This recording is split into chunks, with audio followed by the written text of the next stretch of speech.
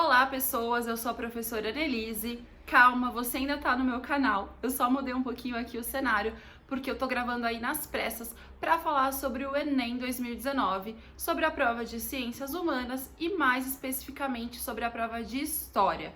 Então fica ligado nesse vídeo, porque eu vou dar os meus comentários sobre a prova, minha análise sobre ela e no final eu vou resolver algumas questões de História que eu selecionei. Se você ainda não está inscrito no canal, corre aqui, se inscreve, ativa o sininho para receber todas as notificações. Se você também está estudando para outros vestibulares além do Enem, aqui no canal tem uma playlist completa de vídeos sobre história geral, história do Brasil, sobre os próprios vestibulares, principalmente das estaduais aqui de São Paulo. Então, bora para a aula?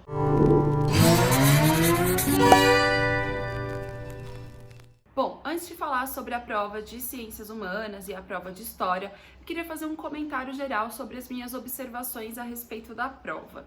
Eu peguei a prova nesse domingo, comecei a fazer a prova sem ter nenhuma interferência, sem ver nenhuma opinião, nenhum gabarito de outro lugar, até porque eu não queria ter essa influência na hora de fazer a resolução.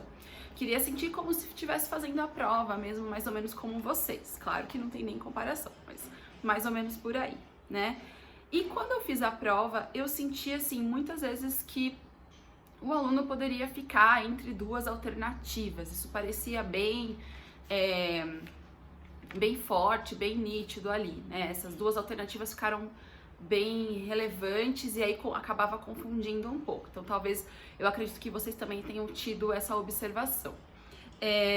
Muita gente falando sobre o Enem desse ano, até por uma questão de mudanças, dos discursos que o governo vinha fazendo, que o INEP, né, e o presidente do INEP vinha fazendo ao longo do tempo, sobre como a prova não teria questões, entre aspas, polêmicas, ideológicas também, entre aspas.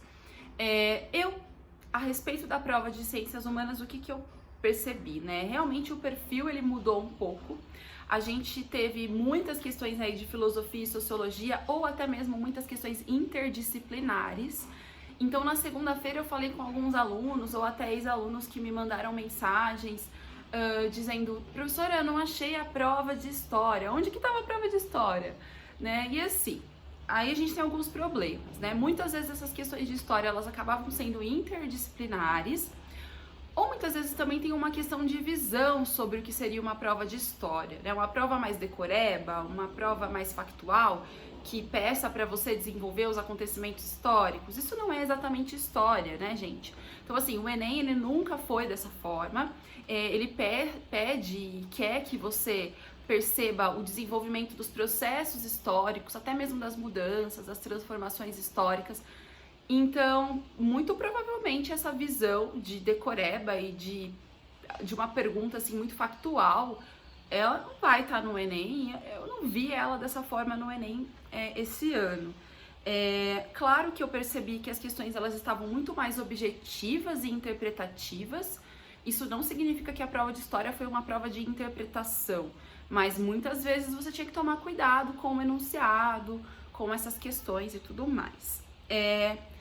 Uma questão que eu percebi, claro, que todo mundo percebeu que foi bem nítido, é que alguns temas clássicos em história não apareceram, o que já era de se esperar, até mesmo pelo discurso do governo este ano, né? Então, ditadura militar, Guerra Fria, Era Vargas não apareceram na prova este ano. Segunda Guerra também, via essa questão toda que a gente já imaginava que ia acontecer.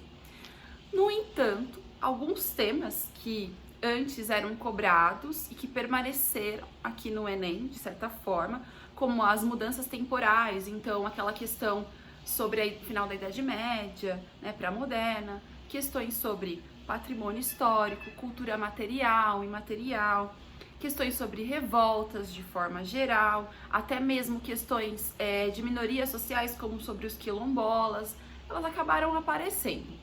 Mas, no entanto, contudo, todavia, elas eram questões mais diretas, mais objetivas, não estavam tantas polêmicas, não problematizavam muito, mas elas estavam lá. O que foi até uma surpresa, particularmente falando, porque eu achei que nem iam aparecer esse tipo de questão. Outras questões importantes também, a partir da leitura da prova de ciências humanas que eu tive, né, foram as questões relacionadas à atualidade.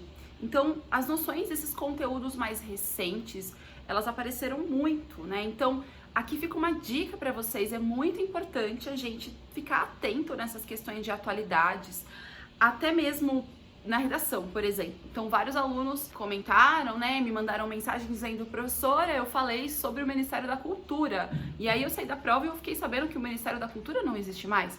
Pois é, galera, como é que faz, né? Você precisa estar atento, ler jornais, né? Tá, ler jornal é uma coisa meio pré-histórica, talvez? Talvez, mas é importante a gente estar informado. Se você não gosta de ler jornal, você dá uma olhada na internet, você ouve podcasts de atualidades, tem vários por aí, mas se você está prestando o vestibular, se você está prestando o Enem naquele ano, é muito importante você estar atento na questão política, econômica, social do nosso país. Eu sei que foi um ano muito complicado, assim, dificilmente dá para resumir esse ano de forma rápida, um ano muito atribulado, cheio de questões políticas, econômicas importantes, mas o mínimo que a gente tem que saber é sobre as nossas instituições políticas e tudo mais, né, gente? Então, fiquem ligados em atualidade no ano que vocês estão prestando o Enem e pra vida também, né? Também, assim, uma coisa importante que eu achei bacana foram as referências também dos autores das questões. Os textos que vocês leram para fazer as questões tinham referências importantes. E da historiografia clássica, como Hobsbawm, Jacques Le Goff, por exemplo. Então, assim, não teve nada de tão diferente, tão novo. Mas outra questão também importantíssima, outra problemática, foi a linguagem da prova. Então, muitos alunos me diziam: professora, eu não sei nem o que significa isso, né? Ai, professora, eu li a prova e tava uma prova de interpretação e umas palavras que eu nunca ouvi falar. Aí que tá, gente. Geralmente esses conceitos, esse vocabulário, você consegue adquirir esse vocabulário vasto como? A partir de leitura. Então não tem como você falar sobre filósofos, sobre sociólogos e teorias e sobre eventos históricos, se você também não tem um conhecimento amplo do vocabulário dessas teorias, tá? Então, assim, é extremamente importante que você tenha essa leitura diária. Conhecer novas palavras você só conhece com leitura de mundo e leitura e costume de ler, tá? Então fica uma dica aí também, certo? Bom, vamos lá, entrando na prova de história de forma geral. Foram 10 questões de história, mais ou menos, tá, gente? Porque tem muita questão interdisciplinar também. 11 de geografia, 10 de filosofia e 14 de sociologia. Esse número eu peguei numa reportagem do site O Globo, mas fica aí o questionamento, porque as questões, às vezes, elas não estão estritas numa área só, elas são interdisciplinares. Talvez não seja exatamente esse número, tá? Inclusive, eu acredito que a prova ficou muito mais exigente em filosofia e sociologia. É muito interessante isso, porque ao mesmo tempo que a história acabou tendo um pouquinho menos ali de questões, ela estava ali, mas filosofia e sociologia muitas vezes são disciplinas que ficam de lado na escola, que muitas vezes não são valorizadas tanto pelos alunos quanto pelas próprias escolas, ou dificilmente elas são dadas devida atenção a essas disciplinas. E então, quem sabe agora, né, a gente tem um pouquinho mais de atenção a essas disciplinas tão importantes. Bom, agora eu vou falar então sobre as questões de história. Eu selecionei aqui algumas questões que eu achei relevantes para comentar sobre elas com vocês. Eu sei que você já tem o gabarito e tudo mais, mas eu queria falar um pouquinho de como resolver essas questões e sobre a visão que eu tive ao fazer essas questões. Vamos lá? Eu vou começar com uma questão sobre a construção de Brasília, que pode ser uma questão de história e geografia também, pode ser uma questão interdisciplinar. Com essa questão tem um texto que fala a respeito dessa construção da cidade, lembrando do contexto da construção de Brasília, que é o contexto da década de 60, durante o governo do Juscelino Kubitschek. Uma cidade que fica isolada, né, no sertão do país, que teve todo um planejamento para ser construída. Essa questão de levar a capital do Brasil para um lugar distante tinha questões estratégicas também, Então, primeiro de levar a capital política mais distante, até mesmo para evitar, quem sabe, certas revoltas, certas manifestações diretas aos políticos, mas também para povoar esse sertão, o centro-oeste do país, que ainda, teoricamente, não era povoado, tá? Entre aspas. Bom, nesse texto a gente tem aí um comentário a respeito não só da construção de Brasília em si, mas de quem construiu de fato essa cidade. Tem aqui uns trechos, né, que falam dessa imensa pátria de trabalhadores, esses trabalhadores que vinham em lombo de burro, de pau de arara, que vinham de todas as formas possíveis e imagináveis, do interior também, deixando para trás a família, cantando felizes, né, que estavam indo para a construção de uma parte da nossa pátria. Essa questão é bem legal, bem interessante, porque ela traz uma visão também a respeito dos trabalhadores que constroem a cidade, que muitas vezes ficam esquecidos ou são até deixados de lado pela historiografia, até mesmo pela narrativa mesmo histórica, né, a respeito de Brasília. A gente sempre lembra do Oscar Niemeyer, do Lúcio Costa, do Juscelino Kubitschek, mas fica de lado ali a história dos candangos, a história dos trabalhadores que vieram geralmente do Nordeste, do Norte do país, para trabalhar nessas construções. E aí a questão tem o seguinte comando. No texto, a narrativa produzida sobre a construção de Brasília articula os elementos políticos e socioeconômicos indicados, respectivamente, em. Então aqui, a alternativa correta, de acordo com o gabarito, é a alternativa A, apelo simbólico, imigração interregional. Então, esse texto, que é do Vinícius de Moraes, do Tom Jobim, ele dá uma visão, assim, mítica quase, né, para a construção de Brasília, desse símbolo da pátria, e ao mesmo tempo comenta sobre essa migração, né, então essa alternativa A seria a mais adequada. E por que não a alternativa B, por exemplo? Organização sindical e expansão do capital. Então, assim, não está relacionado aqui com uma organização sindical, essa construção, muito menos expansão de financeira, né? Isso não tem relação. A letra C, segurança territorial e estabilidade financeira, também não tem relação se você está interpretando aí o texto. A letra D, consenso partidário e modernização rodoviária. E a letra E, perspectiva democrática e eficácia dos transportes, até mesmo porque ele diz que os trabalhadores chegam de pau de arara e tudo mais. Então, assim, qual que é a questão política aí, né? Essa simbologia, essa construção quase de um mito de Brasília, né? Essa é a questão política. E a questão socioeconômica, essa migração. Então, uma questão bem interessante aí. Próxima questão que eu separei também foi a questão que fala sobre a alimentação dos indígenas, sobre o processo da circulação aí das receitas da mandioca no Brasil colônia.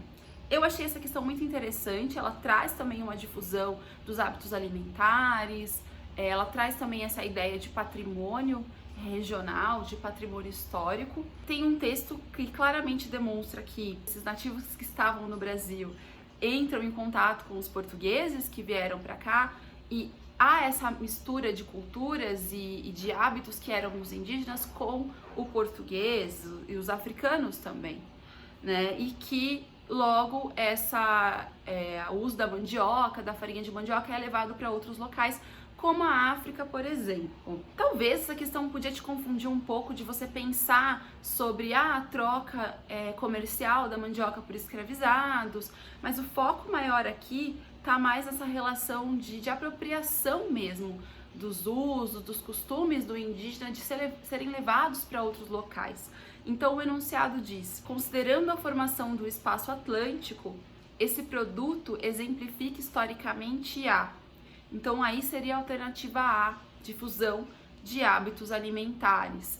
Essa é uma questão que poderia ser, né, no caso aqui a mandioca foi utilizada como um exemplo para essa difusão, mas você poderia falar de outros hábitos indígenas que também foram incorporados, ou até mesmo a língua ou os costumes, né? Mas a mandioca aqui ela tá como um exemplo dessa difusão, né? Por exemplo, a gente não deve esquecer também que houve essa troca, essa difusão de produtos nativos do outro lado do oceano, né? No caso do Atlântico, mas esses hábitos também são difundidos em outras culturas. É por isso que, por exemplo, alternativa B, disseminação de rituais festivos, não tem relação nenhuma com festividade, por isso que ela está incorreta. Alternativa C, ampliação dos saberes autóctones, e aí tá uma palavra que às vezes pode te confundir, né? São os nativos dessa terra. Ampliação desses saberes. Essa questão até poderia te confundir um pouco, mas fica meio que um olhar etnocêntrico, né? Parecendo que os portugueses ajudaram os indígenas a ampliar seu conhecimento, né? D, apropriação dos costumes guerreiros, né? Não tem relação com a guerra aqui. E diversificação de oferenda religiosa. Então essa questão você podia ir também na eliminação a partir do exemplo que o texto traz. Bom, mais duas questões aqui que eu trouxe como destaque que eu achei bem interessantes, né? Uma das questões é sobre a Maria Quitéria, uma questão sobre a independência do Brasil. Eu achei bem legal esse tema, até porque muito provavelmente, e de novo, eu venho falando isso para vocês lá nos meus stories do Instagram. Esse mês de outubro eu fiz um desafio em que eu respondi várias questões de outros vestibulares e eu falei muito sobre a questão de se trazer temas que muitas vezes a gente não aprende na escola, né? Então, por exemplo, a questão da mulher. No caso aqui, a Maria Quitéria, que lutou na Guerra de Independência do Brasil, lá na Bahia, e que se veste de homem para poder lutar nas frentes de batalha da Guerra de Independência. Algo bem interessante para esse momento e que demonstra como as mulheres tinham seu papel social bem definido no século XIX, até no século XX a gente pode comentar também, né? Então, assim, esse texto, que é do Laurentino Gomes, ele tá dizendo, olha, era proibido as mulheres se alistarem, mas ela teve que se vestir de homem para poder lutar. Então, olha a grande dica que tá aí no próprio texto. Tá? E vem a questão, no processo de independência do Brasil, o caso mencionado é emblemático porque é evidente aqui que a mulher não podia participar do processo. Então, tem essa hierarquia social, né? Homens ficam fazendo algo, mulheres têm que fazer outro, o papel social da mulher é um, do homem é outro, certo? Então, uma questão muito forte aí, desse próprio machismo desse momento, né? Então, por isso que aqui a letra A seria a letra mais adequada. É importante também a gente ressaltar, né, que essa não participação das mulheres tem essa consequência dessa sociedade patriarcal, né? Por isso que isso acontece. Então, por exemplo, muita gente confunde a inserção feminina nos ofícios militares, que é a letra B. Pelo contrário, ela teve que se vestir de homem, né? A adesão pública dos imigrantes portugueses. Também não faz sentido, até porque os portugueses eram contra a independência. Flexibilidade administrativa do governo imperial e receptividade metropolitana aos ideais emancipatórios. Menos ainda, Portugal não aceitava a nossa independência. Então, essa é uma questão que eu considero de nível fácil, mas claro, sempre com atenção ao texto. Outra questão legal que foi trazida aqui pelo Enem e que eu acredito que possa ser também uma questão de sociologia, com história, né? Uma questão também de patrimônio, enfim, né? Uma questão bem interdisciplinar. Em que a gente tem uma imagem produzida no Chile, em que você tem ali dito, nossa cultura não cabe nos museus. E aí a imagem de indígenas, provavelmente os mapuches chilenos ali. E então a gente tem uma crítica à ideia de que a cultura, seja ela material ou imaterial, que a cultura desses povos originários ela não é valorizada e que o que está no museu, né, o que é considerado arte. Inclusive, essa questão me fez muito lembrar da exposição que está acontecendo lá no MASP. Se você ainda não foi ver, corre, porque eu acho que está quase acabando, sobre as mulheres na arte. E muitas mulheres que a gente não fazia nem ideia que existiam, que pintavam, que faziam esculturas, que faziam artesanato, que também é inferiorizado, né? Não é considerado como arte, e que não estavam nos museus, não estavam nos livros de arte, nos livros de história, né? E aí me fez lembrar o que cabe no museu, então. Então aí a questão vinha, né, com o enunciado: produzida no Chile no final da década de 70, a imagem expressa um conflito entre culturas e sua presença em museus, decorrentes da... Então, por que esse tipo de cultura não está nos museus? Valorização do mercado das obras de arte? Não. Definição dos critérios de criação dos acervos? Essa é a mais adequada. Então, assim, por quê? Né? Tem esse conflito na declaração que os indígenas têm com relação a essa falta da arte deles serem suficientes para estar no museu, né? A sua cultura não ser suficiente para isso. Então, esses critérios que os museus têm, né? Questão na alternativa C, ampliação da rede de instituições de memória, pelo contrário, né? Burocratização do acesso dos espaços expositivos. Não é por conta da burocratização que essas artes não estão lá. E fragmentação dos territórios das comunidades representadas. Também não é por isso que a sua arte não está lá. Então, a alternativa correta seria a alternativa B. É uma questão que faz a gente refletir também na própria arte dos nossos indígenas aqui no Brasil, ou até mesmo os ex-escravizados, os africanos. É uma questão que traz uma reflexão bem bacana. Então é isso, pessoal. Tentei resolver algumas questões do Enem desse ano, de forma bem rápida, bem sucinta, mais alguns comentários sobre elas. Se vocês quiserem, deixem aqui no comentário alguma questão que eu não comentei sobre, que eu não falei, que eu não analisei, que eu vou responder tranquilamente. Mas era mais ou menos isso que eu queria falar pra vocês. Durante as próximas semanas em que a gente vai ter prova da Unesp, da Unicamp e da USP, eu vou estar aqui comentando também sobre as questões.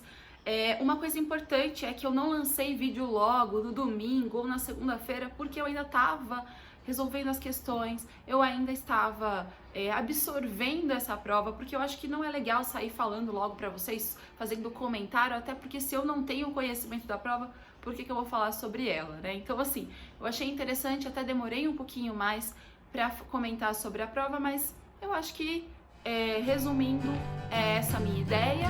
Espero que vocês tenham gostado do vídeo e até a próxima aula.